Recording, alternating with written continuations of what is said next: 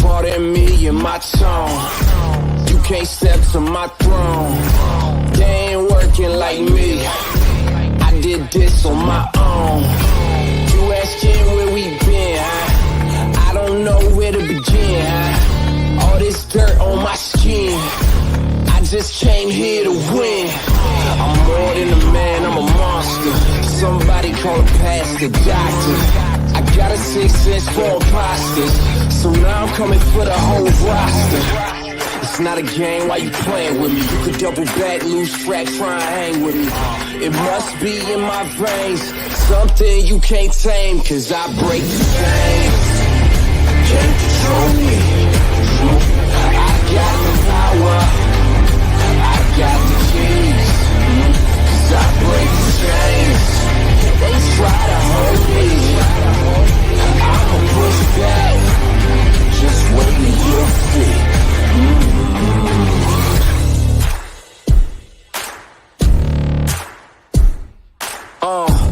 Please excuse me, your honor, but you can't hold me no longer. Can't you feel the vibrations? I broke out and left traces. Go ahead, try to catch me if you can, man. You'll be looking all night, I'm the Sandman. New York, London to Japan. I'ma show the whole world who I am. Boom, boom, boom. Major look. Once again, thanks for tuning in. You're listening to World Combat Sports.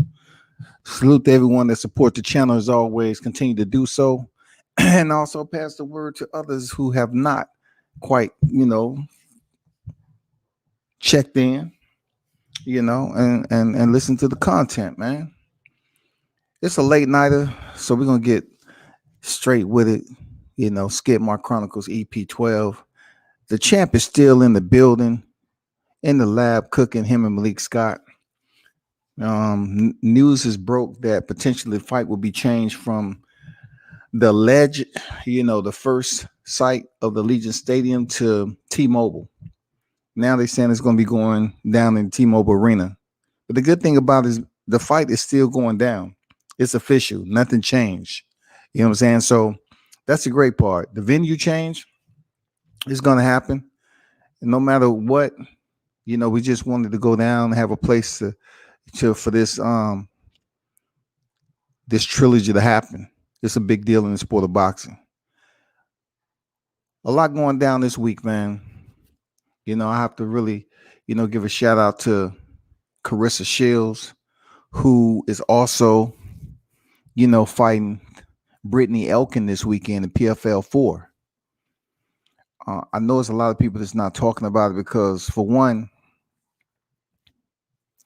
they may not care to do so, being it's her debut, in mixed martial arts, but it's a big deal. It's so big to the point where it's not many individuals that you can say right now in this era that has accomplished what Claressa Shields has, and now she's about to cross over to mixed martial arts. Though she's a neophyte in the sport, you still have to look at her combat skills in boxing to give her a chance. In MMA, it's not no puncher's chance type of shit. In boxing, maybe. But in mixed martial arts, you have so many other dynamics to get your striking game on par, to disrupt the rhythm of your opponent and, earn that victory. With Claressa Shields, man, her hands is certified. All right? Her hands is absolutely certified when it comes down to this boxing shit. But she's going in there with the grappler and Brittney Elkin. I don't think a lot of people understand how difficult that is, because I'm going to tell you a process that happens in grappling initially to gain control. That is to place yourself in the most less dangerous position possible. Usually that's dipping underneath and gaining control of your back, or changing levels and getting a single or double, however they choose to do it. They want to put you in an area where you're not going to be able to load up on any punches. It's going to be hard for you to have any velocity of your strikes or none of that. And of course, in grappling, let's just say Claressa does get put on her back because she's in there with the grappler, right? If she start welling away, because she's a boxer, off her back and lose that composure, she may have one of her arms, broken. It may be a point where Elkin can work for an arm bar, a Kimura, arm in triangle. As many submissions that she can get if Claressa just lose composure and start just punching for the win. Just punching for the fences to try to get out that position. Also with grappling, let's just say Claressa's not used to being on her back like that. They can teach it all day long, but when you in there with an opponent that's not your sparring partner, there's a lot of factors that goes in Claressa getting off her back. This is not any type of area where you just playing around with your homegirls, just what they call it, horseplay back in the day. You get up the wrong way against a grappler and they take control of your neck along with your back, it can be crucial. You can be subbed out in a matter of seconds, especially if Claressa Shields haven't became acclimated with being choked out over and over again. And there's no way in this short period of time that she's acclimated to that. You know what I'm saying? I'm not saying she haven't been choked out. I'm saying she hasn't been in enough matches, professional matches, and been able to experience enough opponents to mirror up her boxing career to feel what it's like to be choked out or put in certain submissions. It's certain mixed martial artists, man, they get put in submission and you have to snap their arm in half for them to tap or not. The referee have to stop it. That's just the way it is with some of these, these mixed martial arts. They know what broken bones feel like.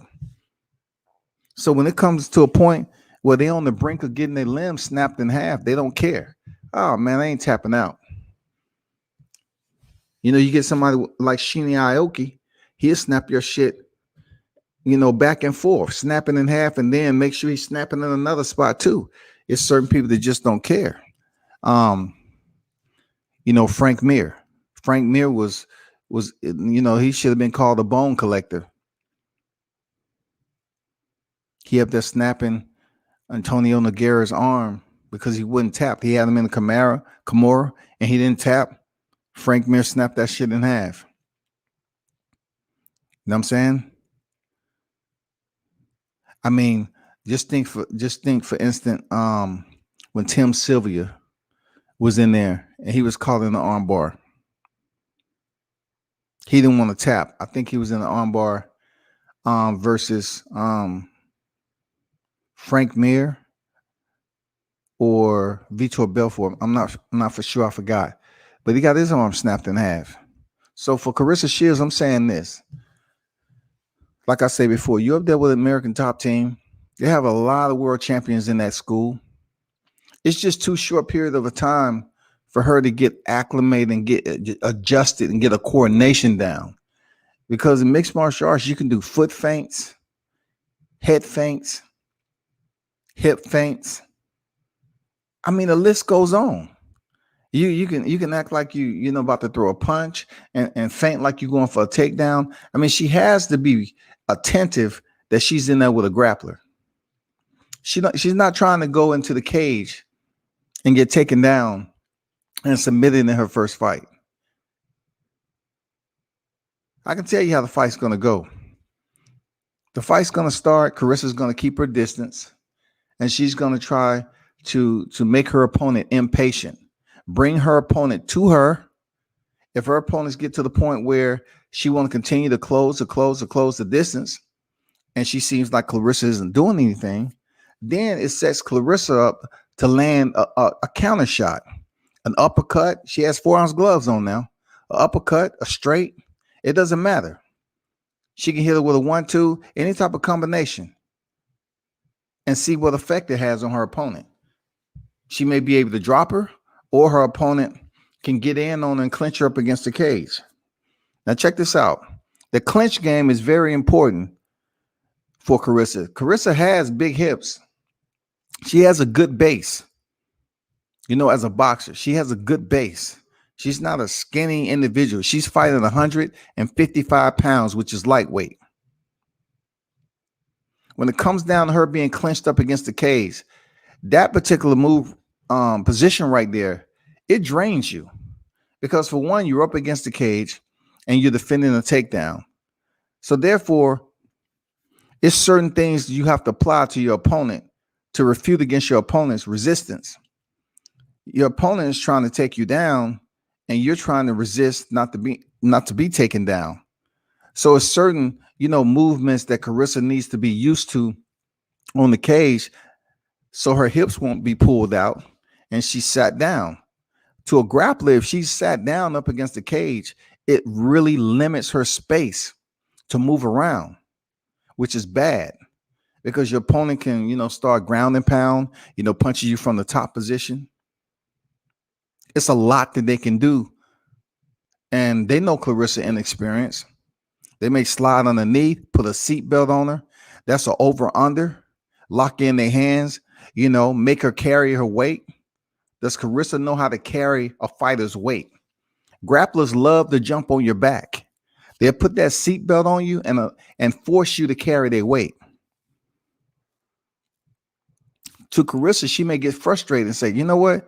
This motherfucker on my back for? Damn, why she is on my back? You're carrying somebody else's weight. So I'm not sure, how much experience or what her decision-making process would be. But I can give you 100 scenarios that someone in Claressa Shields' position would go through this weekend. And it all depends on how aggressive Elkin is going to be out the gate. Like I told you previously, Elkin's last MMA fight was back in 2019. Since then, she's been competing in grappling tournaments. If she's competing in grappling tournaments, regardless if she's 100% win ratio, let's just say she wins some, she lost some, she's still competing at a high level of grappling. She's still competing at above average level of grappling. So there's no doubt in my mind, I would be highly surprised if she took Claressa Shields down and Claressa was able to get up. The advantage for Claressa is definitely not to press the issue right off the back. If she comes in full bore and she want to let her hands go and her, her assignment, her opposition, she is a grappler. Her assignment is to change levels, get in on Claressa hips and take her down. It's not going to be anything she haven't did before just because it's Claressa Shields. It's just going to be how she's going to do it. Can she get in without being clipped?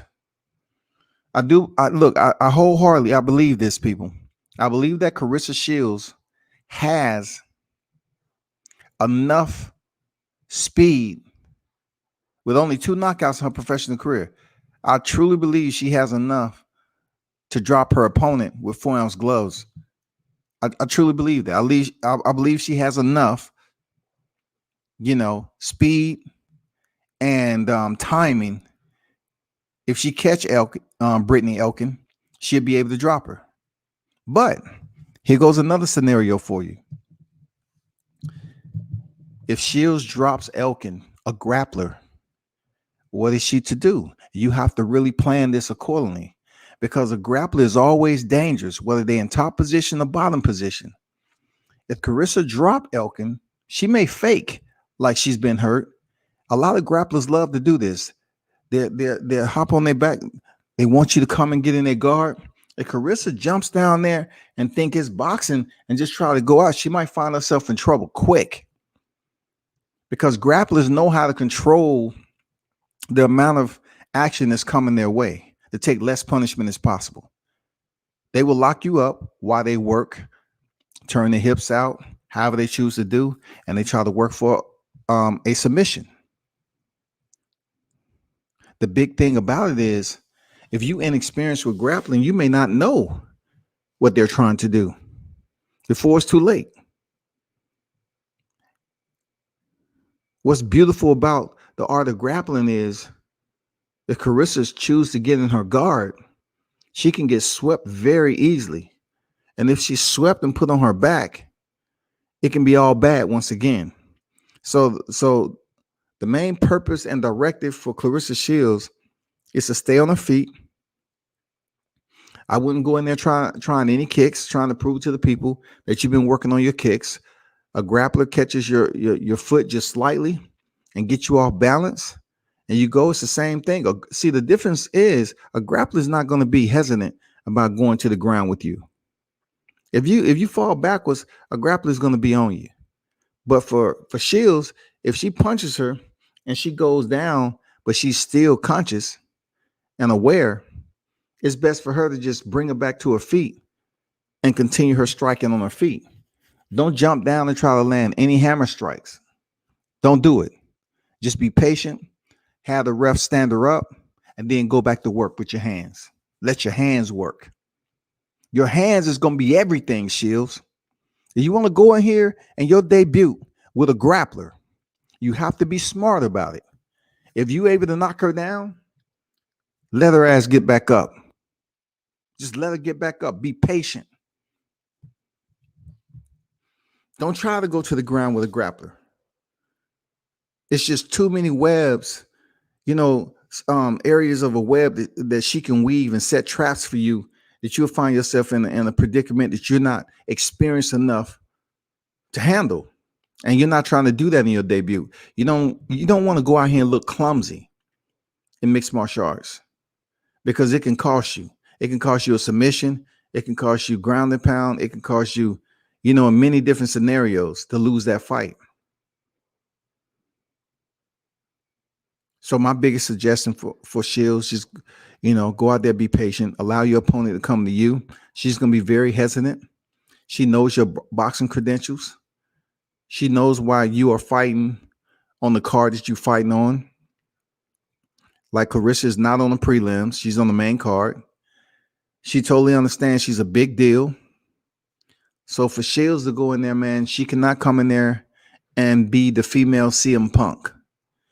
CM Punk first fight in the UFC after training all those years. Like, he trained several months. I think maybe a year and a half, couple years, something like that. I'm not sure. His first opponent was Mickey Gall, who was a BJJ specialist. And he subbed him out in the first round. Easy. And this was applicable to Claressa Shields, to be patient. CM Punk was not a boxer like you, but even with your hands, right? Even with your hands being as elite as they are, you have to use the boxing mindset to not be the aggressor in this particular situation. Allow your opponent to just come to you, set her up. If she comes within your space and she's upright enough, that's when you can, kind of pick, put your jab out there, measure her up a little bit, check the distance. Don't stay in the same place, too long, because remember, the cage is not the ropes. The cage, you're back up against the cage, you're going nowhere. So you have less velocity with your punches to punch her with.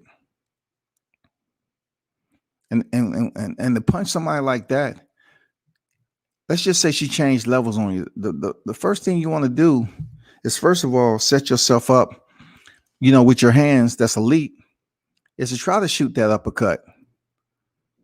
Try to shoot that uppercut on the way in, just like Derek Lewis did in his last fight. Try to shoot that uppercut. Uppercuts work. They'll get the attention of your opposition, especially as a grappler.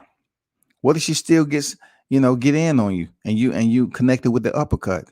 Continue to punch her in the face as much as possible while defending properly from the takedown. Let me get to these people in the live chat. Willie Lowe in the building. What's good, man? Plus, she's black, but the world won't touch on that. Yeah, I mean, she's one of the unique fighters, because it's not a lot of sisters in MMA. You know what I'm saying? I agree. She is a black athlete, especially one that's in, boxing and has achieved as much as she has. You don't see too many black women in mixed martial arts, especially especially in the main event, y'all. I went over this a while ago. I went from the strawweight to the flyweight to the bantamweight to the featherweight. It's not that many sisters you can look at and say, okay, all right, I like that. It's not. You can start with the UFC. You can start with Bellator. It's not that many black athletes in there with the credentials that Claressa Shields has in mixed martial arts. You know, it's not any that's over there that has the credentials Claressa Shields has in boxing. Sisters that's competing in mixed martial arts. So it's a big fucking deal. How are you, my brother? Hope all is well. Like, smash button. I appreciate you there, Willie. What's sad is this number one talking about this magnificent lady, but if she loses, this will be talked about all year. I swear. I pray she wins with ease. Yeah, I want Claressa Shields to go in there and prove that she's on the right track. You know what I'm saying? She's on the right track. She's patient. She has to understand that the mind game is different than boxing. Boxing, you know your opponent is going to use their left and right hand. They're going to come forward.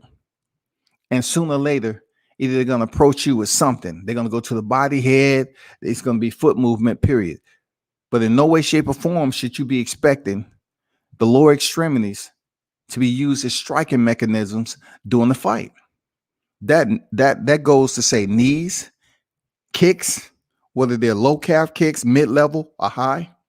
Spinning technique, where you can also use either your fists or your elbows. Knees. You can leave your feet.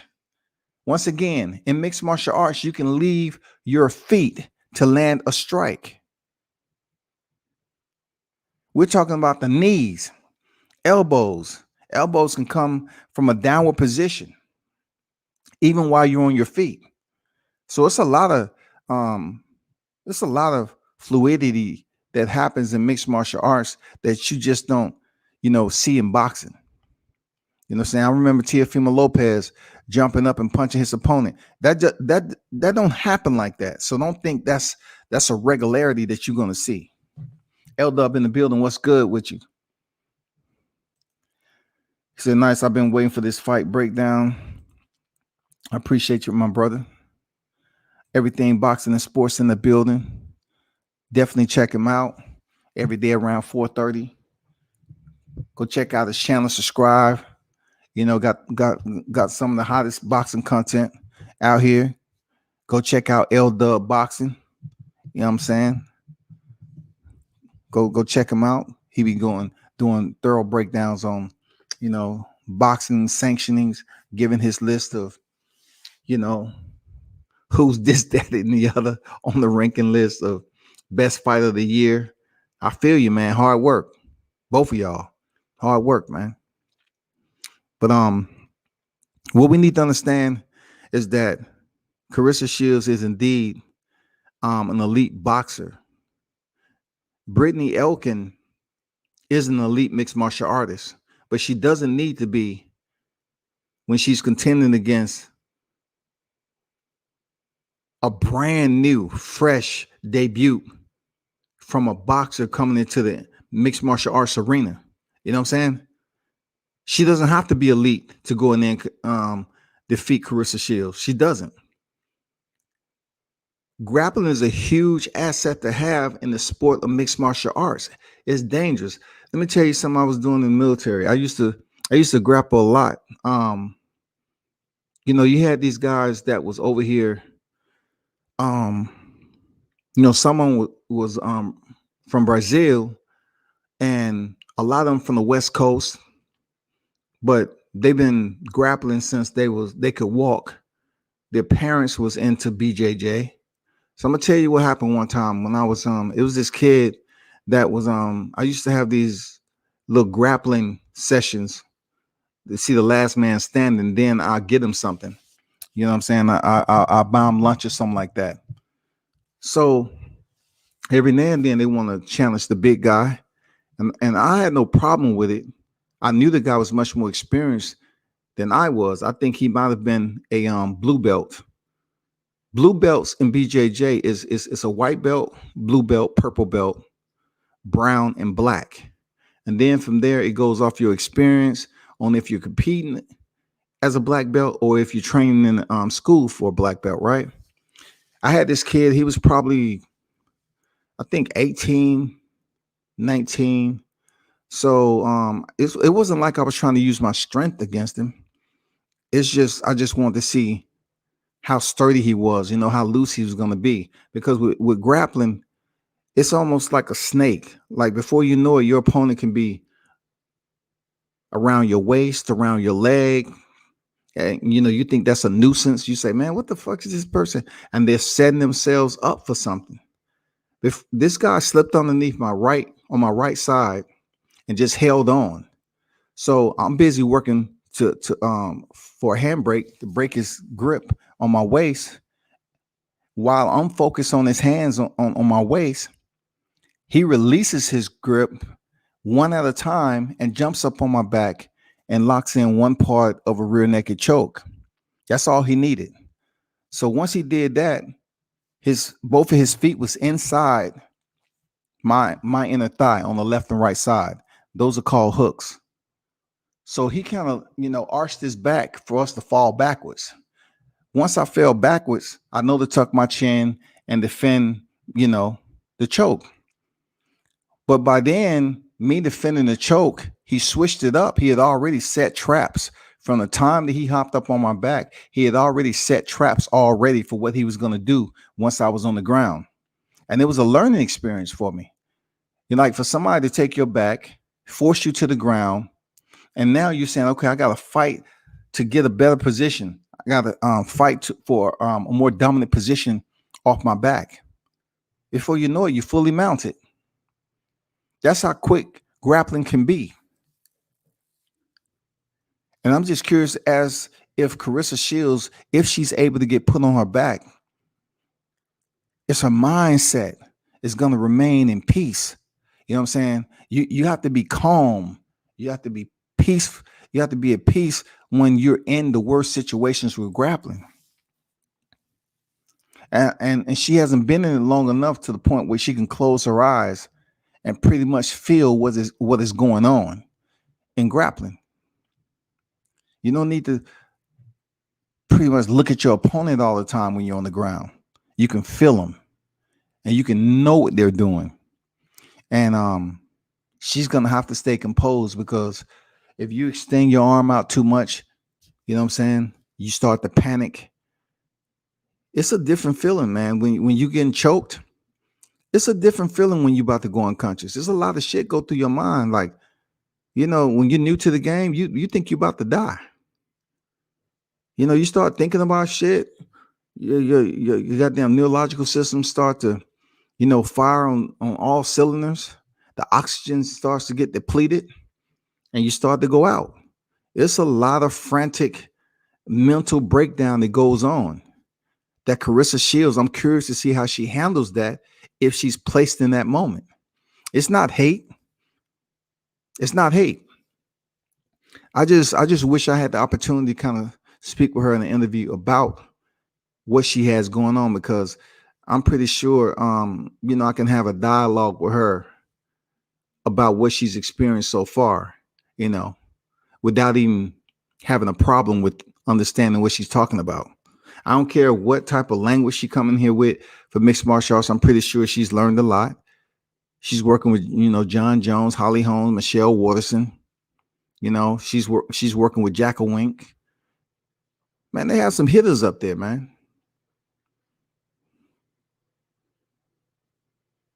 It's a good deal. But she definitely has to be smart to stay off the ground. People in boxing that's listening in, I want you to understand something. It doesn't matter what a boxer has done in the ring.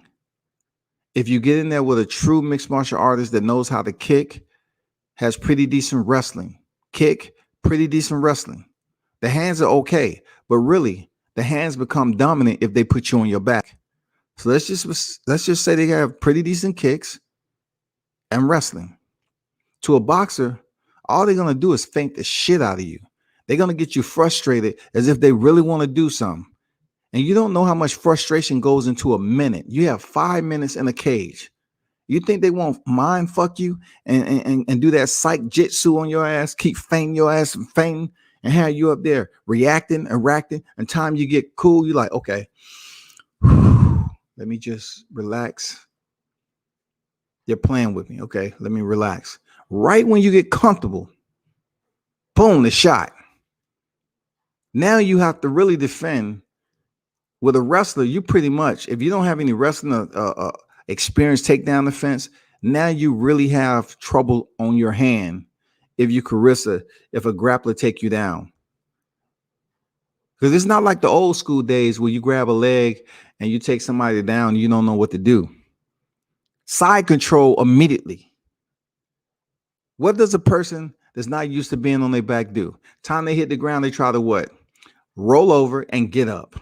If you do that and execute that type of exit with a grappler, you will find yourself in trouble quick in a hurry.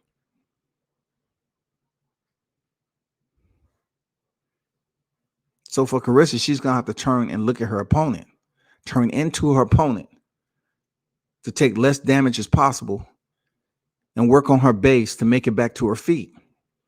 It's crucial. It's essential that she pay attention to what's going on. Don't give your back to a grappler. You don't give your back to too many people unless you that experienced and you ain't worried about it. You know, some guys can give their back up, get up, break the grip, and you know, pivot out, and they're good. Some they have to stick to the fundamentals, turn into your opponent, and work your base. You know, frame up, all of that. Create space, frame up, and make it back to your feet.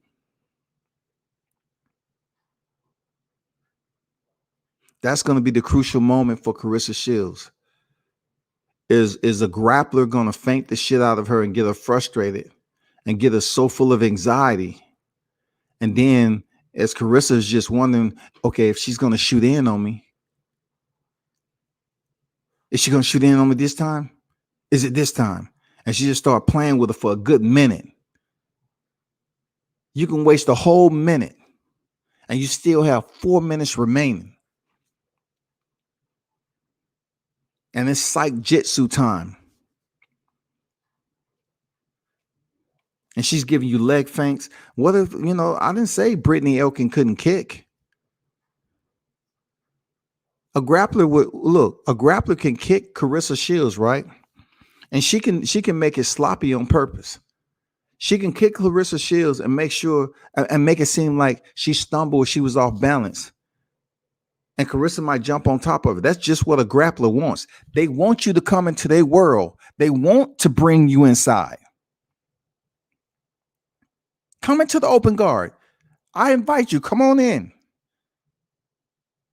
There's so many mind games that goes on with mixed martial arts when you lack the experience. But when you get experience in knowing certain areas to get out of and know how to be defensively sound in those areas on the ground, then you're good. You're going to be much more, you know, calm in your mental state instead of being full of anxiety.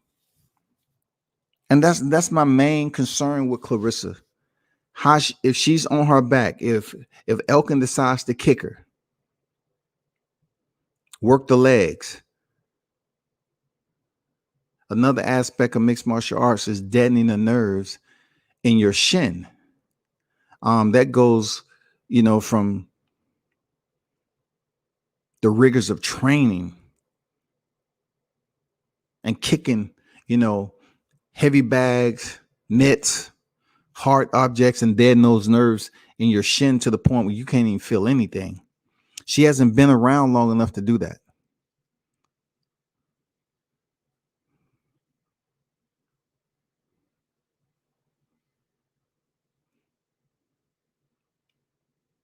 It's a road that I'm glad she's traveling right now in her career. She's a young combat specialist in the sport. She's very, very green in mixed martial arts. And I get the impression, you know, it's good to see her on some flyers. She looked happy on the flyers and everything. I really can't gauge PFL, man. I don't know if they really have her best interests. I don't know, man. Look, I'm going to be honest with you. There's no way that Shields should be able to go to the PFL and compete in a tournament in 2022 and win it all. There's no way. The reason why I'm saying that is I know a fight over there I interviewed already a couple of times. Laura Sanchez, she just lost. And Laura Sanchez has went in foreign countries and competed on the amateur level. And she's competed as a professional. And she's 6'2", very tall. And even her, she just took her first loss. But you can have limited fights in mixed martial arts, but still be pretty damn good. It's much different than boxing. Use your footwork. You're a boxer. Use your footwork. Claressa Shields is going to be without shoes. Foot stumps are allowed in mixed martial arts. So if Brittney Elkin is able to push Claressa up against the cage, she can stump her foot. Shields might be saying, what the fuck this? She up here stumping my goddamn foot. It's legal. You can stump your opponent's foot with your heel. You know damn well that shit hurt like a motherfucker. She can stump her feet just to cause her to be uncomfortable. That's all foot stumps are, just to be uncomfortable, to work for something else.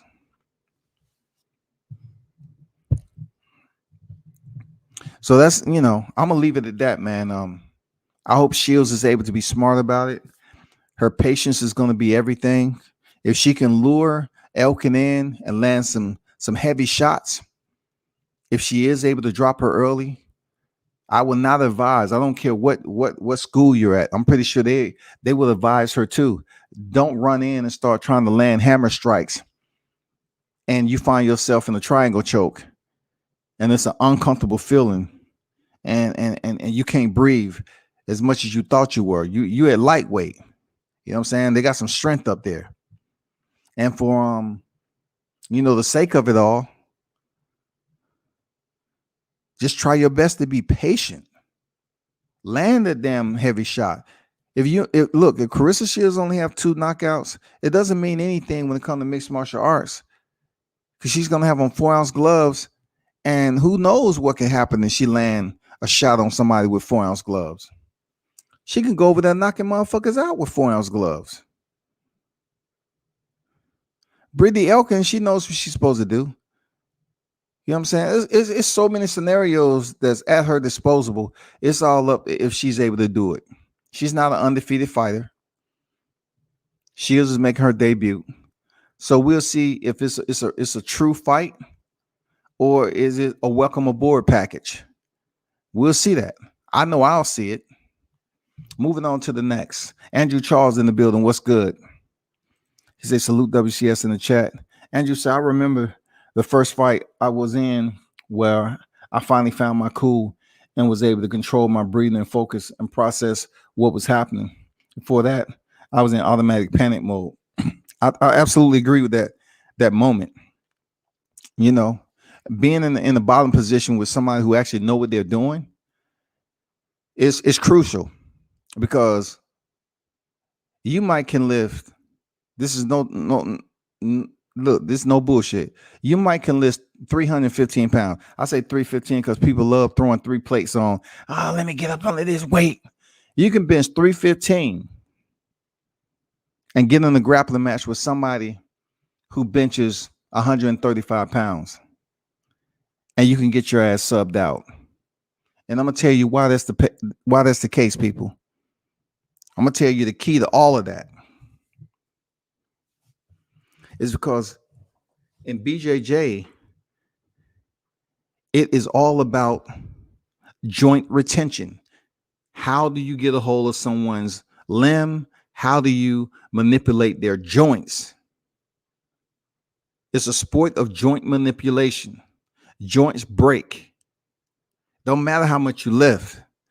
If someone places a choke around your neck, that is an area where you're able to move your head left or right, and you can, move it up and down and around. There's an area of your body that moves. Also, you have arteries and everything. You take away the head, and what else happened? The body goes dead. That's how it is. But when it comes to the limbs, though, you have leg locks. You have arm submissions, knee submissions. It's too many to talk about applicable to, how they're delegated in the cage. And it's many scenarios to go through. But being choked out by somebody that's not your sparring partner, that's just going to tap.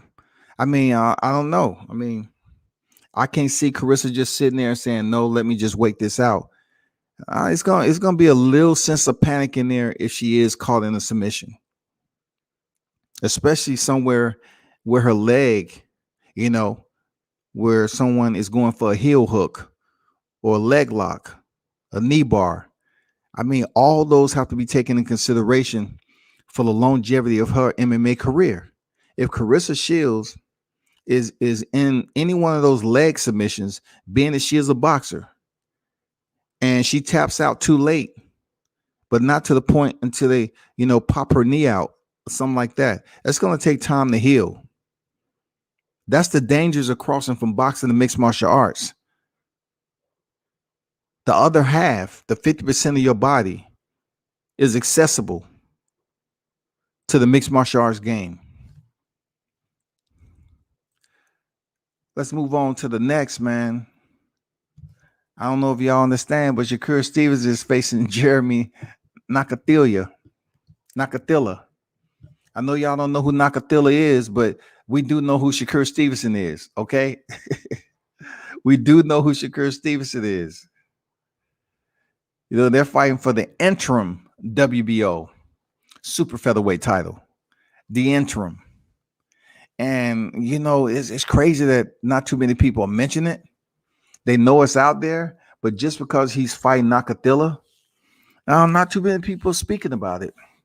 But I want to give it up to Shakur Stevenson, man, on the way he's moving. He was slowed down a bit. He came up there to the doorstep, and the fight was postponed a couple of times with Jamel Herring and Carl Frampton. It finally happened. Jamel Herring stopped Carl Frampton, and he's been making it known that it's business at the end of the day, and he wouldn't mind facing Jamel Herring. But I have to go with Jamel Herring in a sense, not because he's my simplified brother, but I have to go with his movement to face Oscar Valdez because it's a much bigger fight and it's a unification. Okay. If he's able to get the Oscar Valdez fight, it's a unification bout and it's a big paycheck for Jamel Herring, who, in my opinion, his window is a big bit short. I don't want to keep on saying this and he continue to win. You know what I'm saying? I'm not counting him out, but you know what I'm saying? He could go in there and give Oscar Valdez the business.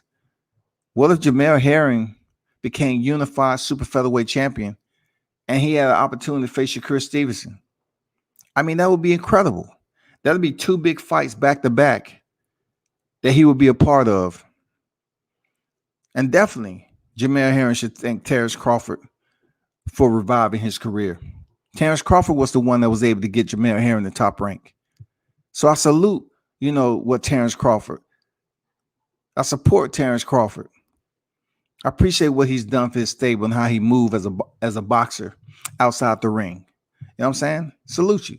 But Shakur Stevenson, I'm pretty sure he's going to go in there and get this job done against Nakathila and keep it moving. His next fight should be a pretty big name. I hope if indeed it's Herring and Valdez that Shakur Stevenson get the winner. Real talk. Of the young American fighters, I got Shakur at the top of my list. Yes, Shakur, I call him the boxing emperor, man. People don't understand why, I call him the boxing emperor the way, there's so many other fighters out there. But Shakur Stevenson, I had the opportunity to see him with the kids over there in Newark. Him and the mayor came out. Shout out to Joshua Greer Jr. Don't blink.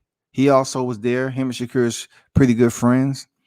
And It's just something about Shakur Stevenson that's a bit different, you know, watching him fight and the way he wants to go out there and be great. But he's gonna find out in boxing, you know, they might continue to try to pump the brakes on him a little bit because he's moving fast. You know, if you let Shakur Stevenson do what he wants, this man might be a 3-division champion really quick. You know what I'm saying? I don't know, man. It's a lot of talent with Shakur. It's a lot of talent behind that young man. And he's doing it the right way. He's hungry, motivated, and he's speaking the right language. He wants the top competition. Shakur Stevenson wants the top competition. And now that the IBF title, you know, with Jojo Diaz missing weight and everything, it's there for the taking. Stevenson said he wanted, I think I could have sworn he said he wanted to unify the 130-pound division. Why not? Why not unify that division? Why not? You're going to have to go through some names to get it, but why not? Real talk. Why not? I doubt we'll see Shakur Stevenson, Gervonta. You know what I'm saying? We'll just take what we can have right now. You know, we have Nakathila, and then he get the winner of Herring Valdez, and then we'll figure out the rest. You know what I'm saying? We'll figure out the rest of it.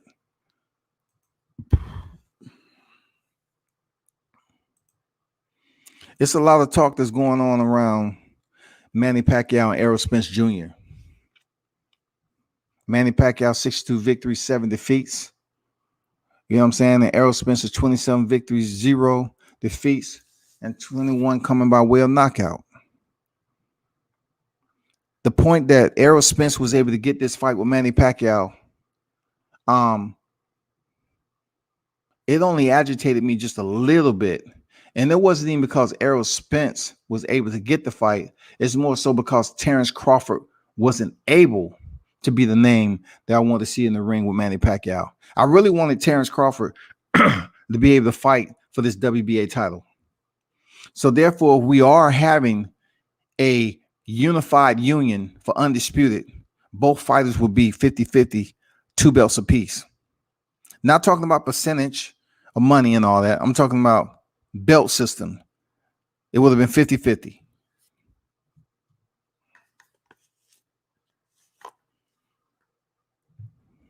In boxing, they say it's a business, but sometimes the business just destroys, you know, names in the sport. There's so many boxers who have went through it. So looking at this, you know, Terrence Crawford not being able to fight Manny, have that big name on his resume. I'm hoping for Errol Spence, he goes in here and keeps this fantasy talk of undisputed alive and get this win over Manny Pacquiao. When it comes down to the negotiation process with Errol Spence having the WBC, IBF, and the WBA, I don't see it no way possible being a 50-50 fight. How can it be a 50-50 fight? He's coming there with 3 straps. So therefore, we hope that calmer heads prevail in this particular situation, because it's a fight a lot of us want to see. And when it comes down to it now, if Terrence Crawford is facing Josecito Lopez next, of course, he is just another opposition. I mean, he's a solid fighter. I like Josecito's style and everything. But when it comes to Errol Spence and Terrence Crawford stepping in the ring, that name Josecito Lopez is not going to put any type of value when it comes to leveraging negotiation. It's not going to happen. It ain't shit to do. Like, you're not going to earn 0.1%. You know, I mean, it's 0%. Put it that way. Lopez means nothing. Period. If Terrence Crawford chooses to drop down and fight Taylor, cool, because it's belts included in that, right? But if we're talking about welterweight, I don't know, man. I don't know how stubborn both of these guys are going to be if it comes down to it. But getting back to Manny Pacquiao and Errol Spence, I think Errol Spence comes when it comes to that night. I'm gonna be honest with you, people. Manny Pacquiao is old. I gotta keep this shit clear in present danger. Goddamn it! Y'all claim that other fighters are extremely old, but just because it's Manny Pacquiao with 8 divisions to his boxing ledger, you want to just say, well, it's the Manny Pacquiao that's coming off Keith Thurman. Manny Pacquiao is 42 years old. It doesn't have anything to do with George Foreman, Bernard Hopkins, Archie Moore. It don't have anything to do with that. It has everything to do with how long Manny Pacquiao has been in the game. Drug testing, let's not forget. Is it going to be VADA testing coming up in this fight? And is Errol Spence really going to try to lay the hammer down to Manny Pacquiao? Because he's adored by the Filipino nation. Is Errol Spence really going to try to go in there and make a statement? A big part of me says he's going to go in there to win. But I don't think Errol's going to try to do him stupid.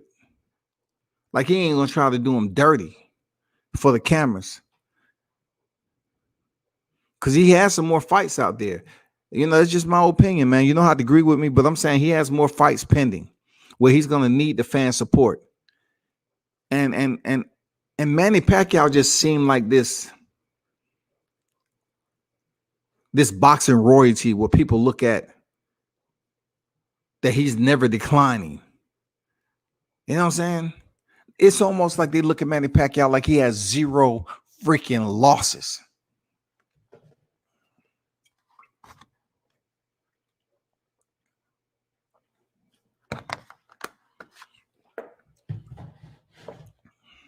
We got to let that go. You have people out here that's saying that Manny Pacquiao is going to beat Errol Spence. They're saying that Manny Pacquiao is going to beat Errol Spence.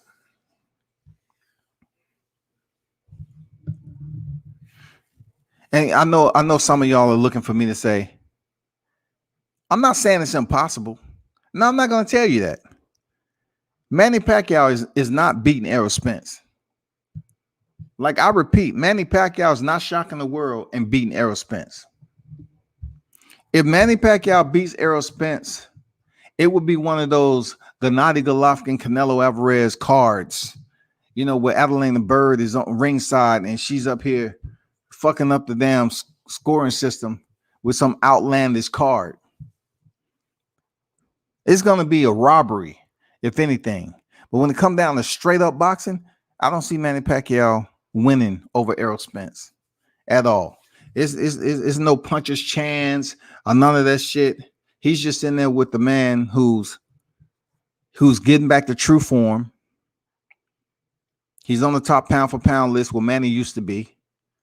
Totally 2 different ages. And there's a lot more when it comes to physical composition. When we're talking about punching mechanics, cardio, youth, it's just too much on the side of Errol Spence that Manny Pacquiao is going to have to deal with, Schulte. There's no Keith Thurman night. This is none of that. It's nothing. It's none of that, Schulte. It's not going to be no shocker. It's not going to be the punch heard all around the world, like when one man Manuel Marquez knocked out Pacquiao. You're not going to get that with Pacquiao Spence. Pacquiao isn't going to knock out Errol Spence. My biggest question is, what's the game plan and what is the strategy about when it comes to Errol Spence? That's all I want to know. How's Errol Spence is going to go in here and begin to break down the older fighter and Manny Pacquiao. Manny Pacquiao in boxing years is about 56 and a half years old. Me and him both can kind of walk up there to AARP together and say, hey, man, it was good seeing you fight again, my brother. You know, it's good you signed up for, you know, to get these senior citizen discounts. It's good. It's good to be able to talk this boxing.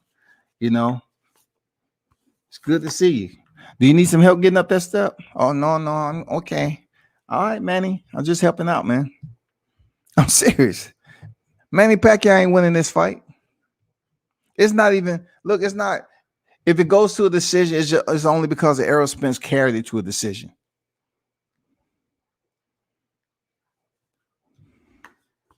I'm hearing boxers.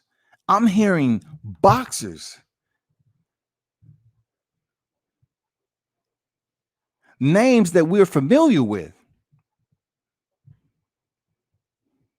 saying without hesitation that Manny Pacquiao is going to go in there and beat Spence. Look, boxing is such a clown show sometimes that people say things just to get attention so it can be put on Twitter. Just so cats like me can talk about it. But I'm not mentioning names, man, because I just feel that they was just talking just to get people hyped and turned up about the fact that they said that Manny Pacquiao would defeat Errol Spence.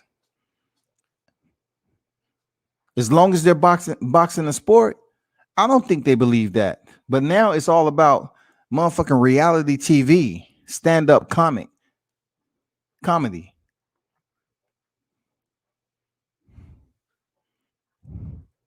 The 3-ring circus. Blueprint in the building. Salute WCS. Raush, Roy Jones expedition in the work. Y'all heard about that? You know, Roy Jones just put out a short clip about that.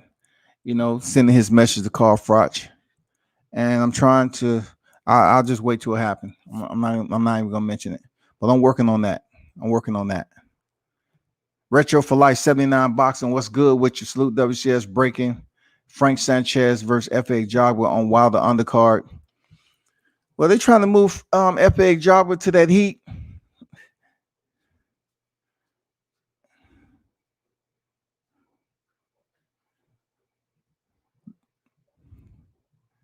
So that's gonna be a pretty decent fight, though, man. I would tell anybody. Let me get to that after I get to this Errol Spence and Pacquiao. Pacquiao, I respect the shit out of him. He is a like everybody has to say he's a legend and all that. We already know that. 8th division. Yeah. We already know that.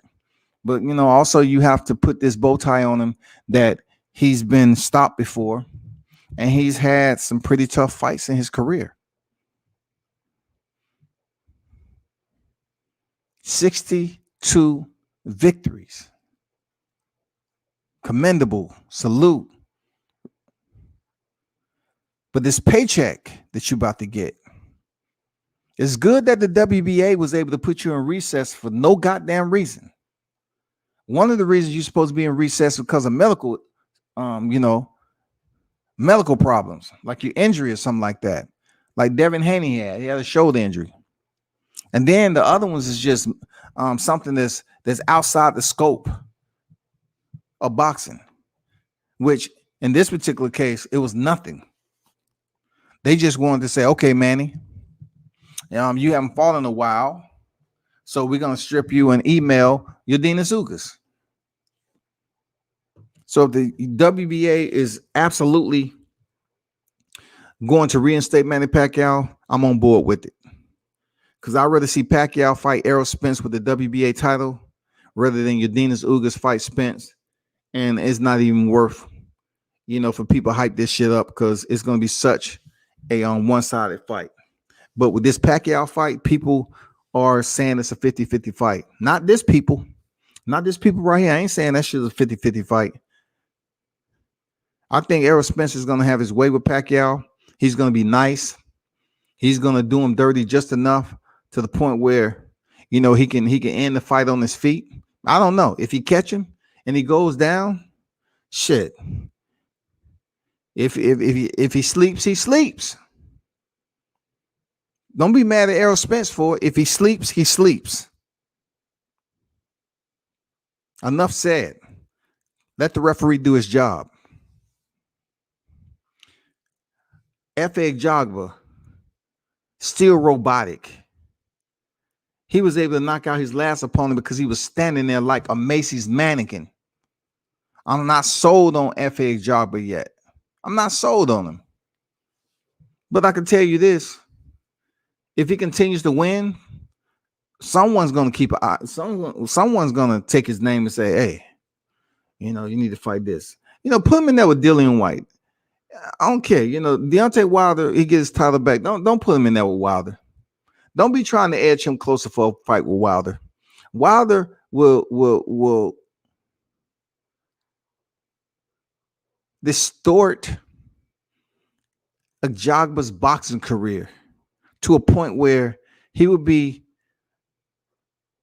won't have that set mind focus that he needs to understand where he's trying to go in boxing. After he get his bell rung and all those marbles start to roll around in his cranium cap, he's gonna start to say, shit, I don't know when I'm gonna become fully conscious again, but somebody fucked up and put me in there too early. He might just lead a sport like George Foreman for 10 years and come back. You want to be careful about F.A. Jogba, man. People believe he has all this power, and he doesn't, man. He doesn't. He has power to someone who's just sitting there being a mannequin. They better be careful with a Jogba before he end up taking that first L. Wilder versus Fury set for the T-Mobile Arena, no Allegiant Stadium, man. Oh, man, don't tell me about that shit, for real. That's what I'm hearing, man. I'm hearing T-Mobile Arena and not the Allegiant Stadium. It was too good to be true, man. I know I read an article on Boxing Scene where they pretty much confirmed what you just said. T-Mobile, no Allegiant. Jade in the building, salute to you, my brother. Damn, F.A. versus Sanchez, a good fight. It is. And, Sanchez move around and put his combinations together on F.A. He should be able to do good work. F.A.'s in a different camp. Different team.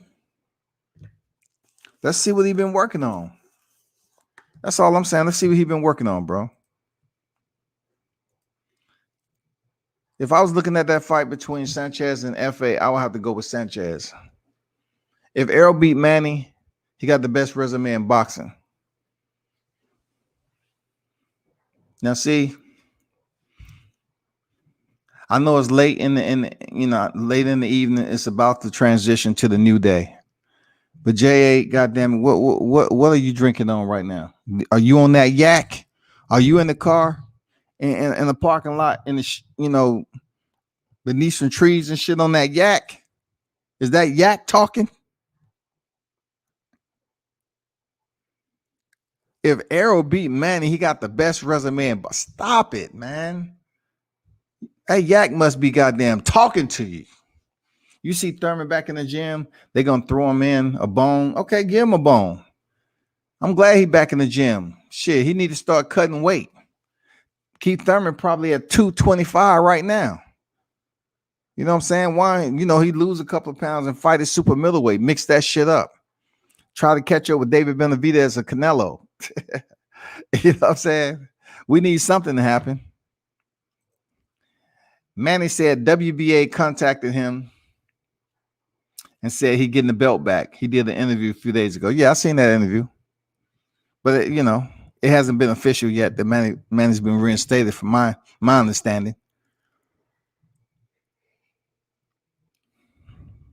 Thurman versus Ugas coming. That's a good fight. Especially for Thurman. That's a good fight. Yes, sir.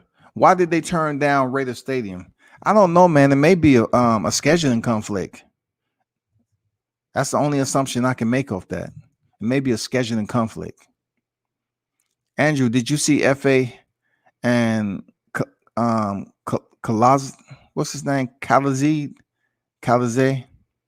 That was a crazy fight. Yeah, Kalaze was hurt. You're talking about the slender white fighter, right? And then, F.A. with his greenness walked away before actually dropping him. You know what I'm saying? Came back and got caught. That fight was dropped from a C-level fighter. From a C-level fighter, man. Yes, sir. Sanchez by skillful stoppage. Okay, skillful stoppage. Okay. Usyk versus AJ gonna be at Tottenham Stadium. Wilder versus Fury must be in the stadium. You know, it can be in the stadium all it want, but when you look at Anthony Joshua and Alexander Povetkin, it was in Wembley. Did anyone actually care? No. They just try to say, oh, Anthony Joshua signed a 2-fight Wembley deal. Well, he didn't have the dance partner to make it special. He didn't have that Vladimir Klitschko as he did the first time he stepped in Wembley Stadium. I remember when these people used to lie on Anthony Joshua, saying he's selling out stadiums all the time. And I used to say it's not Wembley. He did. He sold it out plenty of times. I say he didn't. The first time he fought in that motherfucker, he didn't sell it out. He fought Vladimir Klitschko, and they both sold it out. When he fought September 22nd, Alexander Povetkin, it wasn't a sellout. Don't let Hearn sit up here and tell you the bullshit now. But they're fighting in September, right? Imagine that, y'all. Usyk and AJ is fighting in September, so they can pretty much be on the back end of this fight, July 24th next month. They just want to be on the backside of that, because I guarantee you they're just waiting and waiting. They just waiting, y'all. They waiting. You know what I'm saying? They just waiting. They really want this money. Please wait, my friend. We want you over here in the sand, my friend. We're still here for you. 600 million site fee. Yes, 600 million. We're here for you, my friend. They're waiting. Saudi want that fight. Saudi wants that fight. The UK boxing fans want that fight. But we ain't talking about it on this channel. We're talking about the T-Mobile Arena next month. That's all we want to know. The trilogy. Garth Brooks is scheduled at Raider Stadium for July.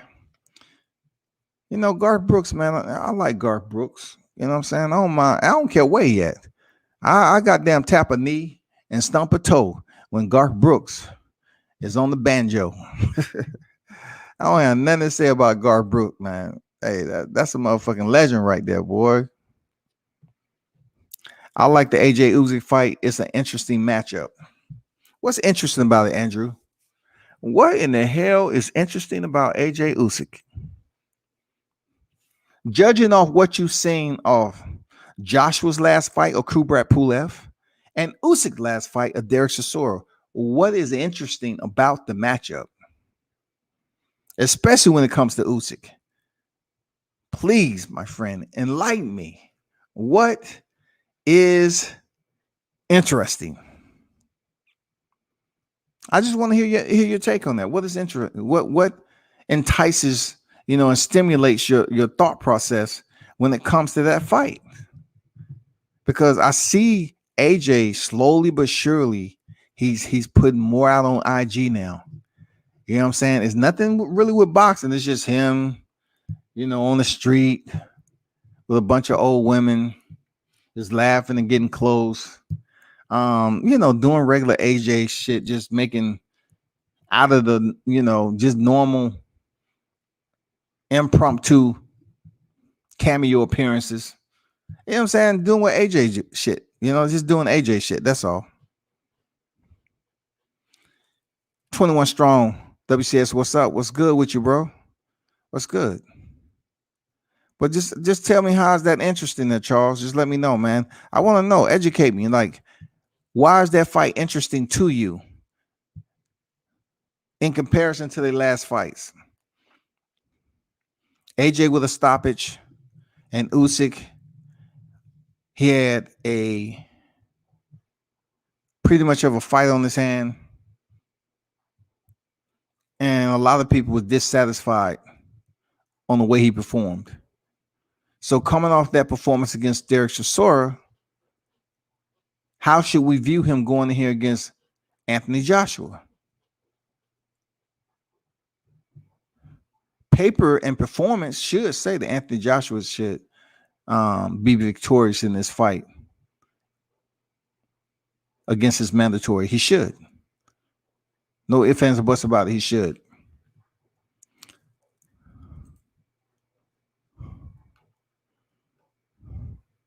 Let me know what you think. Okay, Andrew. Okay, there you go. He said, I want to see if Usyk can do anything meaningful at heavyweight. And I want to see if AJ can find his heart again. Okay, I respect that. I respect that. You know, I respect all of it except the last one. I could give a damn what AJ, go out there searching for something he really didn't have anyway when it comes to the elite competition. That's just me. I think it was fragments early on, bits and pieces that dropped off along the way.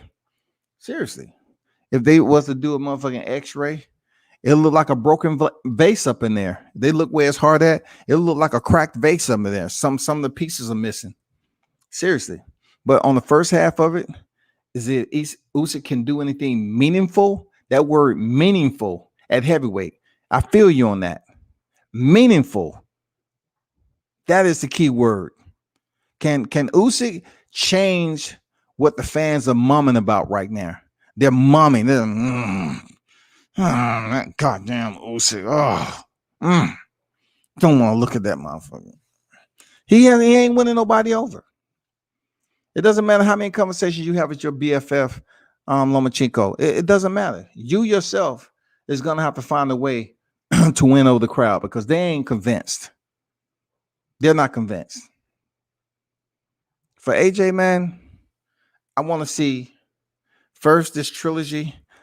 Wilder get his belt back. I want to see him, AJ, Deontay Wilder for all the straps. That's the only fight I want to see after this Tyson Fury fight. I'm not overlooking. I'm not sitting up here overlooking Fury. I'm just rooting for Deontay Wilder to get this belt back. I want to see AJ and Deontay Wilder.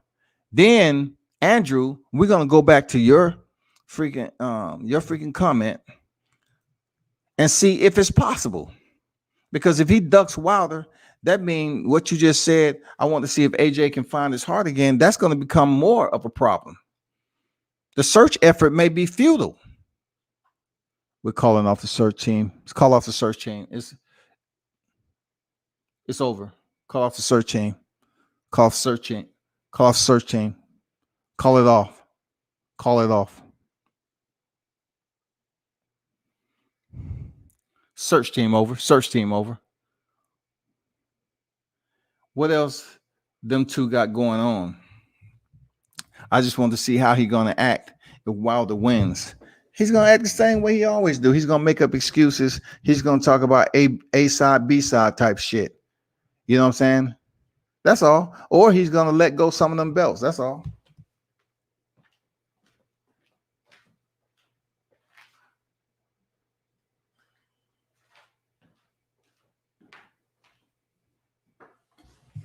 AJ is going to try to find a way to fragment his straps somehow, some way. Because look at it this way. July 24th is right around the corner. They don't fight till September. So it's going to be a lot going on. Unification trumps all of that. This is why. Don't try to, all the individuals that was up here rooting, ranting and raving about a Fury Joshua trilogy, right? If Deontay Wilder wins, don't be, sitting up here cheering and putting your lighters up in the air and saying, you know what, Fury? You know what, Joshua? Go ahead and fight your mandatory. See, then, I'm going to have to put you on a thumbnail.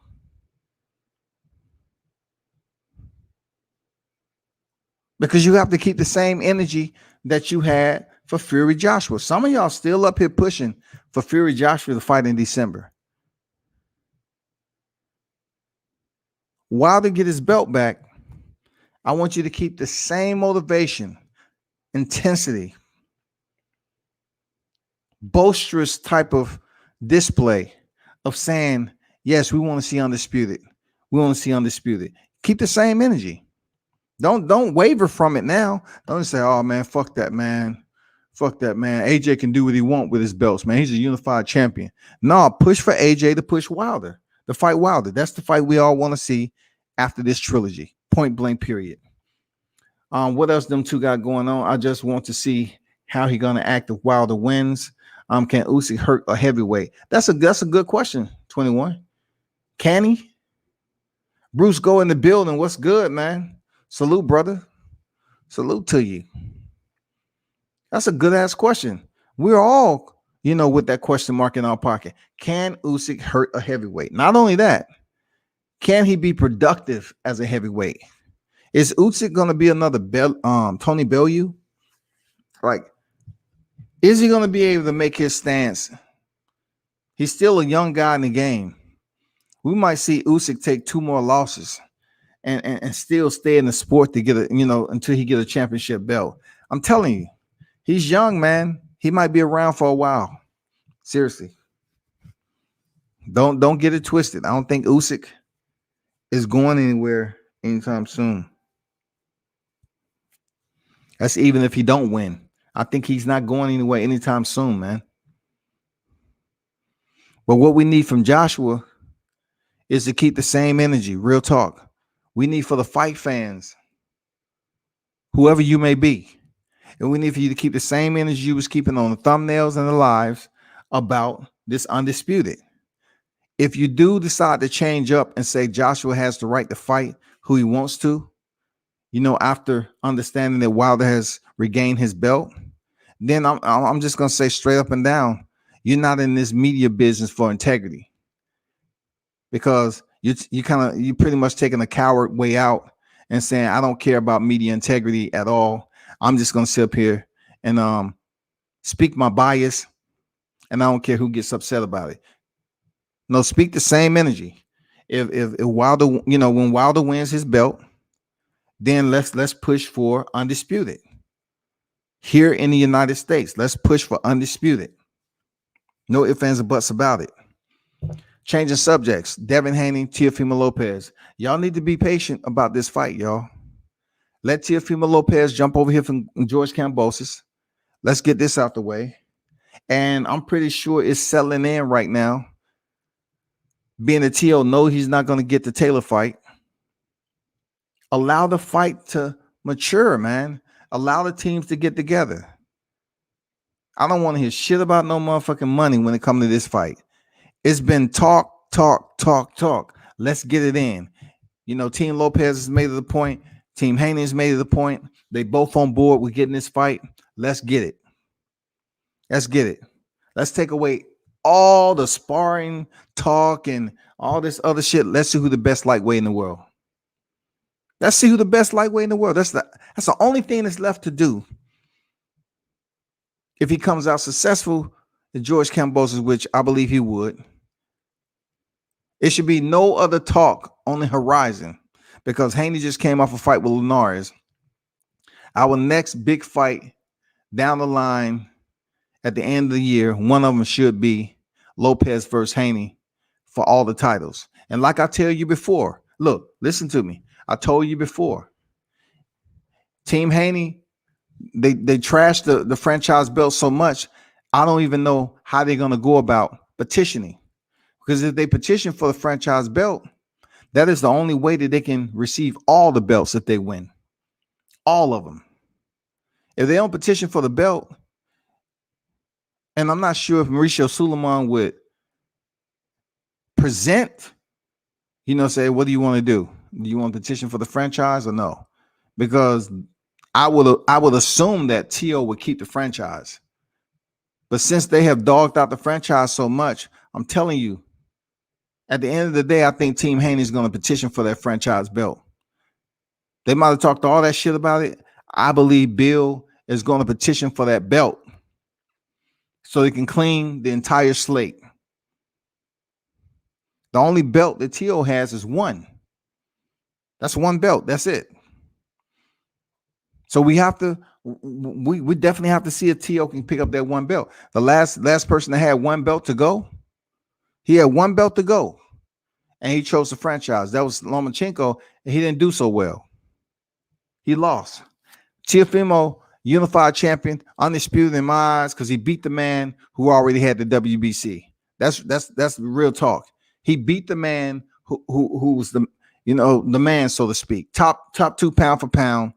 He beat Luke Campbell for the vacant WBC, and that's the way I see it. But make no mistake about it, let's get it. Let's make this fight happen. Let's get it. No more talk. Let's make this fight happen. Because I'm getting tired of hearing the same shit about ain't nobody scared of nobody. If they get the fight, they're gonna get the fight, man. That's all that you can say about it. They're gonna make the fight, they're gonna make the fight. But don't talk no more shit about the franchise belt and you end up petitioning for it. I'm just saying, you end up petitioning for the franchise belt. Don't say, oh, we just had to do it because it was good that we get all the straps to leave no doubt in the mind of the boxing fans that we are indeed the undisputed lightweight. You know what I'm saying? They're going to petition for that franchise belt. Absolutely. And lastly, I must say, I'm hearing some of the same sentiments that I spoke about first. You know, I don't usually get on here talking about this first shit all the time. But the ones who've been on here know that I've been speaking about Errol Spence facing Jermell Charlo. And you wouldn't believe how many people had negative shit to say about that. But all of a sudden, I'm hearing people talk about it. A big fight. Errol Spence, Jermell Charlo. We need a big fight for 147.54.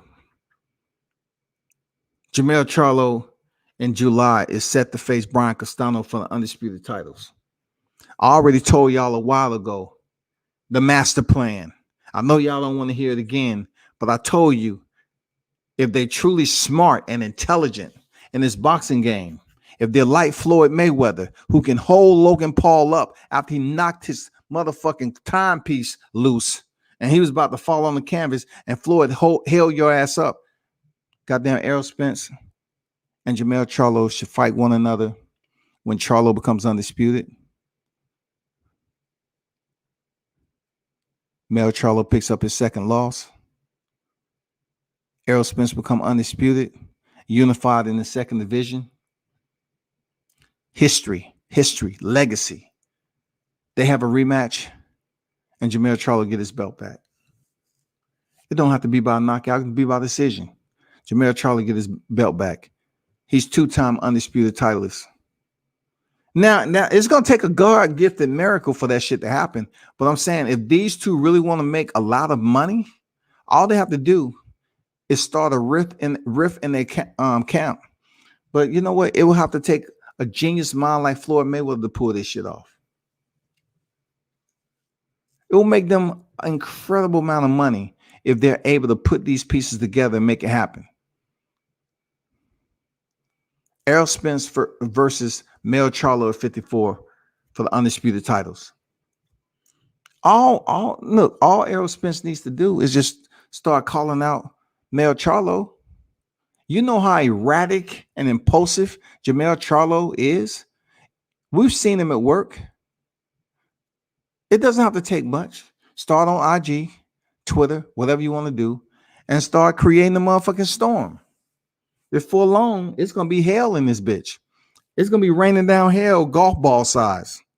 Man, did you hear Errol Spence and Jermell Charlo beefing? If you want to get paid millions and be able to go buy much more land and big ass stallions, fight Jermell Charlo there, Spence. That's all. You want to make some good money? You and Jermell Charlo come up with that master plan I talked about.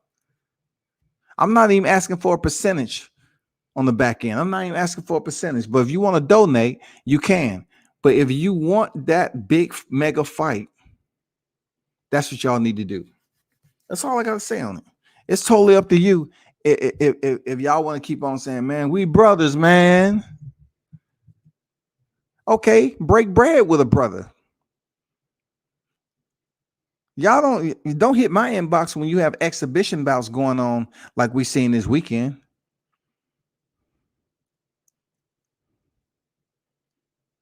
And people up there jumping and cheering. 50-1. Jake Paul ass over there on the side. Fuck everybody. What does fucking everybody got to do with it? Like, are you off your meds? 50-1? By the punch stats alone, you off. Did you not see what happened in there? I mean, your brother was a heavyweight. Logan was a fucking heavyweight. And you're screaming, jumping around. I mean, get the fuck out of here.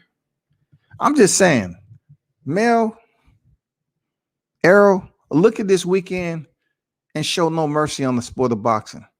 Anyone who going around, I know who you are. And if you're listening, if you're saying that Floyd Mayweather disgraced the sport of boxing, then you need to stop covering boxing. You need to stop covering boxing, because if you use words like disgraced, you're really trying to pull a cover over people's, eyes so they can just listen to what the fuck you talking about, so they won't see how stupid you really look. How can he be a disgrace to boxing? I think that would be something you say to someone who actually did or committed an act in the sport of boxing, to say you disgrace the sport. And even that's tough, because where are the moral ethics and principles and the bylaws and all that's attached to the sport of boxing to say, hey, so-and-so need to follow this code of conduct right here. All right. You have to follow that code of conduct. You can have fighters that's biting ears and still compete. You can have fighters that swing on another fighter, punch them in the groin purposely several occasions, and still be able to fight. You can have fighters that continue to hit after the bell and come out the next round and fight.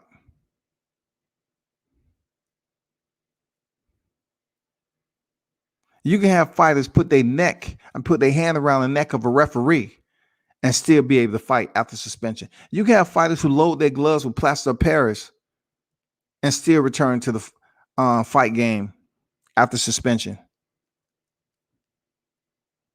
You can have fighters pop for beef products and still return after suspension. Steroids. And still return. So how can Floyd Mayweather be a disgrace? How did he disgrace boxing? How can you come out your mouth with that D word, disgrace boxing, and you call yourself a person that's following boxing? How is that possible, bro? You welcome to come over on this panel and talk about that. If you're gonna say Floyd disgraced boxing. Are people still mad at how much money he made off this fight, or the fact that it was Logan Paul, a YouTube guy? Because either way, he was classy about it. He gave Logan Paul his props at the end. He said the man was better than I thought he was. You know what I'm saying? He was classy. He showed sportsmanship.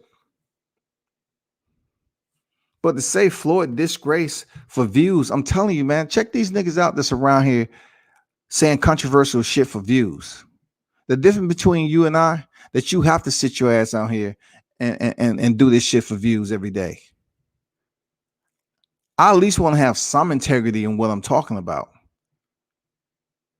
Language is very, very important. How the fuck you gonna say he disgraced boxing though, when boxing disgraces itself all the time? Boxing isn't a single unit and moves as that. Boxing is just a sport that has many branches to it. I mean, you can come into the sport of boxing and there's certain people that follow boxing that won't even know who you are. That's how huge boxing is.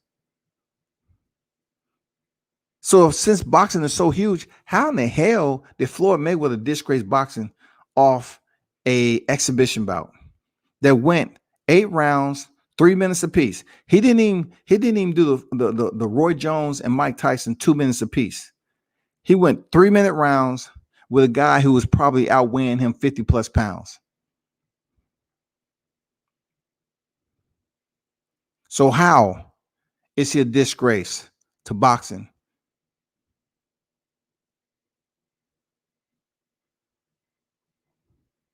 Y'all be hating, man. I just want to see how he's gonna act if Wilder wins. Usyk might be another Joseph Parker. True. I believe he is already. Solid connect. I green up on that. He said Usyk might be another Joseph Parker. I link up on that right there. You know, look. Here's another one, Blueprint. You know, he get that WBO title, and then he goes and have a couple of fights and come off of it. That's what I see what happened with Usyk. I do not see Usyk, if he does pick it up somehow, some way, being a long reigning world champion. I don't see it. Bill should cut ties with SKIDMARK Productions. I can care less, because that's what he started with. He knew what he was, and he chose to stick with it for a moment. But finally, he found Aki TV, who's doing an excellent job over there, supporting Team Haney. And that's what it is. Every now and then, SKIDMARK want to do what SKIDMARK does. But the priority is to get y'all to understand that I want y'all to support Team Wilder head into this fight with Fury. That's my main focus. SKIDMARK will always be that of a crack of an ass. I'm talking about nose to crack. That's what he is. And all the farts that come along with it. I'm talking about eating a motherfucking a chili bean taco with all the damn sriracha you can possibly handle with jalapeno pepper farts. You know what I'm saying? Lay it down heavy, goddammit. Lay it down heavy. Lay it down heavy. Watch how you disrespect the greats that do it. It's not good to sit up here and disrespect the greats who do it. And Blueprint making a point to bring up SKIDMARK too. SKIDMARK Chronicles EP 1-2. You know what I'm saying? That is. J.A. said facts. Usyk really don't like heavyweight power. I feel like I remember him saying something about Chisora's gloves. Man, let me tell y'all two of the biggest excuse makers in the sport of boxing right now. Alexander Usyk and Vasyl Lomachenko. Real talk. Can't nobody sit up here and tell me anything. They always want to talk about Wilder, but they don't talk about Vasyl Lomachenko saying the judges was paid off. He don't talk about his phantom shoulder where he's in the hospital and he has some, little marks here and there where if they scoped his shoulder out or something. Them the two big excuse makers in the sport, man. The judges was paid off. No one's talking about that shit. No one's talking about it. The judges paid off. He had a hurt shoulder. This, that. Let's see what you do against Nakathila. That's all I got to say. Let me see what you got going on with Nakathila. I'm going for Masayoshi Nakathila.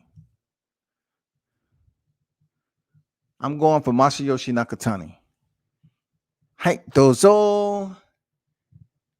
Domo arigatou gozaimasu. I'm done talking about Usyk though. When the bronze bomb return is upon us, absolutely, there, Andrew. Absolutely, that's what I'm trying to say. These are indeed the SKIDMARK Chronicles, but it's to gather people to understand, to refute individuals, mutts like SKIDMARK, especially when they're dogging out a champion who used to support them.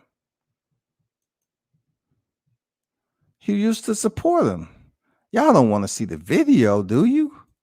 Do y'all want for me to go there and show you the video? Do you want to see the video of when the Bronze Bomber was supporting SKIDMARK? Do you want me to take you down memory lane? Just help me understand. Just let me know. Are you on that right now?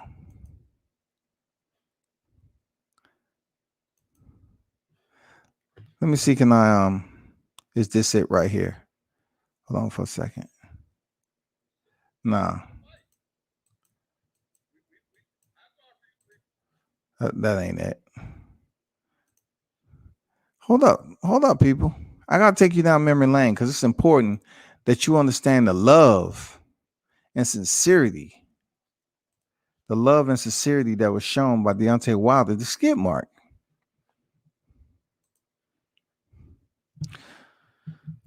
We'll get this out the way, and then I'll have you all, enjoy the rest of your evening. But since Blueprint brought it up, I need to just show you this because it's important you to understand the genuine people that are here. And I said Deontay Wilder is a genuine human being through and through. But somehow, some way, people want to get paid off and just shit on people because that's what SKIDMARK does, man. He was born in the crack of somebody's ass. He survived. And we see him as he do. You know what I'm saying? He's up here talking about he gonna challenge all the old men and shit, but he don't challenge this one. I'm just curious to why not? Why can't I get that next up? But check this out, people. It was a point in time that the bronze bomber showed this man some love. He didn't appreciate it. Oh shit. Did it even go through? Okay. Oh shit. It went through. Let me just bring this up right quick and we cooking. Let me bring it over to the StreamYard right quick so y'all can understand why the SKIDMARK Chronicles exists. That more respect should be given first and foremost to the effort that's going into Team Wilder. You know what I'm saying? And it's hard work. The respect should be given to Malik Scott, the stepping up. But check this out, people. How grimy a mutt would be. You let them off the leash, they don't know what to do. So you got to control them. You got to control the mutts. Don't let them go too far. Check this out. Here goes the video right here. Check this out. Boy, my man H Money, doing the thing, baby, making his money. We got this nice piece. Boy, my man H Money, doing the thing, baby, making his money. That's all the airplay he get. SKIDMARK. Why would you want to dog out the champ? He gave you love on more than one occasion. That was just one of them. He gave you love on the TBV, the boxing voice. He gave you love on Fred's show. He gave SKIDMARK love right there. Why would anybody want to sit up here and try to say, all of a sudden, I'm going to call that man a bitch? That's all the way disrespectful right there. And I think pretty much I done seeing changes going on with SKIDMARK because he knows that's his name now. It's not anything but SKIDMARK. But why would you do that to a person? He showed you crazy love, man. As a heavyweight champ, he showed you mad love. But I guess to a monkey in life, you are not used to appreciating individuals like himself. I'll say it once, I'll say it again. When it comes to SKIDMARK, he's mad because, he want to talk about black men staring down black men. He's not black. So I can understand why him being mad at a 6'7", 6'8" Deontay Wilder, because he'll never be that height. If he was to stand next to Deontay Wilder, he'd probably come just below his damn pants pocket. He have to basically lean back and hold his head all the way up. Hey, how you doing up there, Wilder? It's good to finally see you. Please don't punch me in the face. Like I told you before, I apologize. Me and my mud ass brother will apologize for calling you a bitch. Yeah, man. When you call another grown man bitch, especially a alpha like Deontay Wilder, who's sitting up here competing in the combat sport, there's no cushion for you, bro. You know what I'm saying? There's no cushion. That's when you talking about disgraceful. That's disgraceful. You know what I'm saying? But I get it. I get it, people. I get it because I just wanted people to tune in and more supporters for Deontay Wilder because I do have his logo up there, and it's not up to me to think I have anyone think that I'm speaking for him. I'm not. I'm just was fed up with the same type of language being used over and over again and disrespecting people. You know what I'm saying? So understand how this all works out for this beta individual. When you're looking at other men's IG, and as men, we're known to walk around in our drawers, boxers, swim trunks, whatever, and it's normal, right? But you know, SKIDMARK was busy up there critiquing and criticizing Malik Scott's IG for having limited clothes, little clothes on. That to me sounds like an individual that has those tendencies. You know what I'm saying? So when you got a guy that has that tendencies, he's going to look at other men that he's maybe somewhat infatuated with. I don't know. And then, you know, I did have, you know, a visual of him playing a twerking video again. I really believe he gets turned on by Deontay Wilder's twerking. He keeps on playing it on his channel all the time, SKIDMARK. You and every other mutt that's supporting that, y'all should know better because you keep on playing the same video over and over again, But I'm off that tonight. Bronze Bomber Nation, baby. We're not going to taint it. We already know what's out there in the air. SKIDMARK know it. Don't threaten 78 Sports TV. Don't put no threats out there, Batman. Don't do none of that. You threaten to come up here and fuck my daughter that I don't even have. And when I'm giving you the open invitation, you don't need to talk to none of them cats. You don't have to challenge none of them cats. You saying you're knocking out all the old dudes. And I'm asking you simply, if that's the case, start with me. Why not me? You talk so much shit about me and my channel to other people. Why are you so concerned about what I do? I didn't really say shit about you until you start calling Wilder a bitch.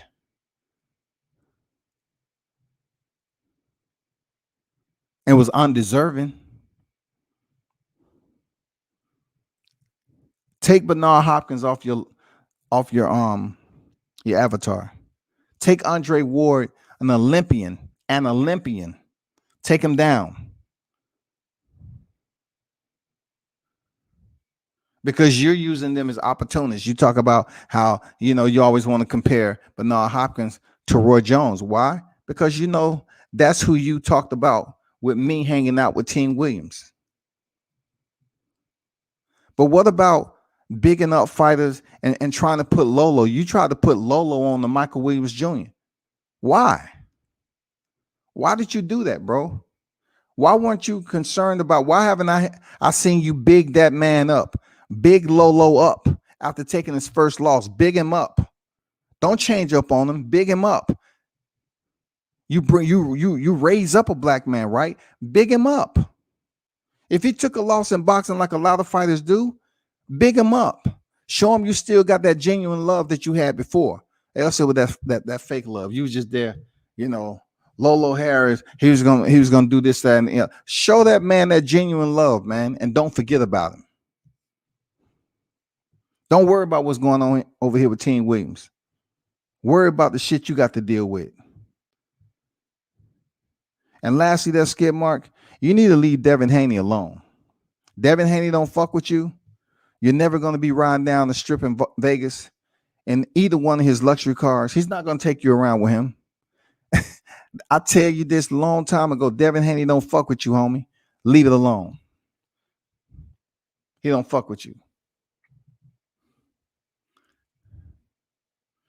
Yes, SKIDMARK and Bozo Dan. Hell yeah, man. Danny, man, he's a crybaby. I know exactly who that cat is. I know exactly who that cat is, man. He's a fake. The hate be so real and the love be so fake. That's on the deadlocks. For real. The hate be so real. So the hate be genuine hate too. They genuinely hate your ass. They genuinely hate you. And the love is just to get close enough. You know, some people might hate you just to get close enough to you. Because nobody's going to convince me that SKIDMARK see Deontay Wilder and he's going to be up there calling that man a bitch in person. It wouldn't even be necessary. It'd be overkill. Because Deontay don't come out like that for somebody to just go up to him and say, okay, bitch. But I'm going to tell you something. If you didn't watch the video, he put his finger up. When I saw him put his finger up there, say, hey, I gave y'all the nice Deontay, but now y'all get the other side of me. And he put his middle finger up like, fuck y'all. You know who that was to, SKIDMARK? That was to you, SKIDMARK. First and foremost, his middle finger was directly straight into both of your eyeballs. Because when he was trying to show you the love, you couldn't see it. You feel me? You couldn't see the love, shawty. And as an Ethiopian, you start going on a race, freaking venom-filled parade where you want to sit up here and criticize black men. You know what I'm saying? You want to criticize black men. You'll never be black in life. You're not black. You're not built like a black man. You're not black, period. It don't matter how many gangs you affiliate yourself with, you won't be black. So I think you see an imposing figure like Deontay Wilder, you get mad. You get mad. You're like, damn, I'll never be that tall in life. That little dusty ass bag that you keep beating on in the attic. Why isn't any of the mutts that's around you seeing that shit say, hey, bro, why don't you just find a place so you can hang it up so you can really get some good movement? Because I'm going to tell you, SKIDMARK, the people around you should call you on your fakery, man. In so many words, the fuckery. They should call you out on that shit and they should hold you accountable for it. You can't fight. Your body's built like a bowl of mashed potatoes, bro. You can't fight. You don't have a muscle in your body, shawty.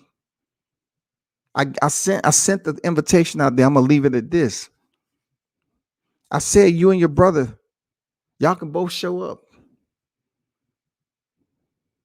I told you to pick a gym in Memphis. I got people up there too. Don't worry about me. I ain't coming to the gym by myself. It's all good. But I'll take your brother on first. No headshots. All right. I don't want no headshots because I want him to be able to verbally pass to you. It's time for him to get in the ring. I'm not trying to fuck up his life. Both of y'all about 5'1.5", something like that. So I really don't want to do any headshots. It'll be too easy. I just want to go to the body a couple of times, you know, crack those little scrawny ass noodle arms, you know, just do some body work. But for you, it's different. I want you to go second so you can see what potentially I did to your brother. Don't call out any other old guy except me. I'm old enough for you. What you tell him, SKIDMARK? You say you 55 years old, right? So since I'm 55 years old, it should be easy work, shawty. You want me to put up a training video for you? It's not going to happen. You already know what it is. Truly, you know what it is.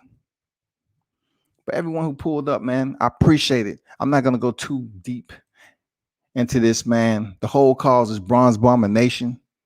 No disrespect will be tolerated out here. You know what I'm saying? We're not going to sit up here and vilify somebody that's been one of the hardest working fighters in the sport. Man, you already know his chest badge. All the medals that he has on there already. We had it in there July to get another one. Go on a second reign. You know what I'm saying? A second reign. But this time we need to collect the head of Anthony Joshua. And we're going to have the head on Fury. We're going to have Fury's head already. That's what it is, man. Y'all turn up and tune in to World Combat Sports. I'm out.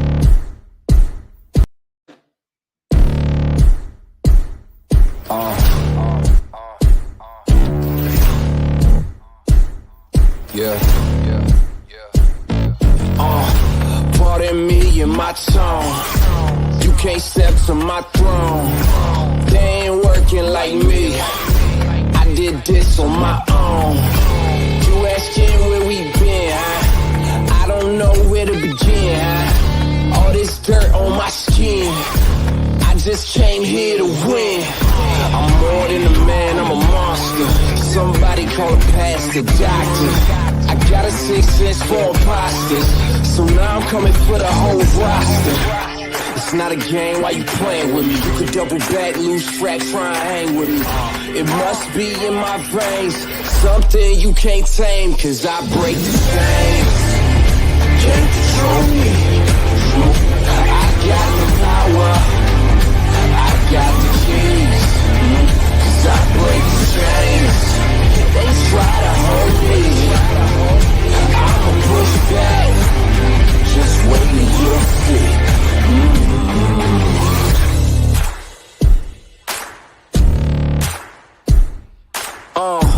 Please excuse me, your honor, but you can't hold me no longer. Can't you feel the vibrations? I broke out and left traces. Go ahead, try to catch me if you can, man. You'll be looking all night, I'm the Sandman. New York, London to Japan. I'ma show the whole world who I am. Boom.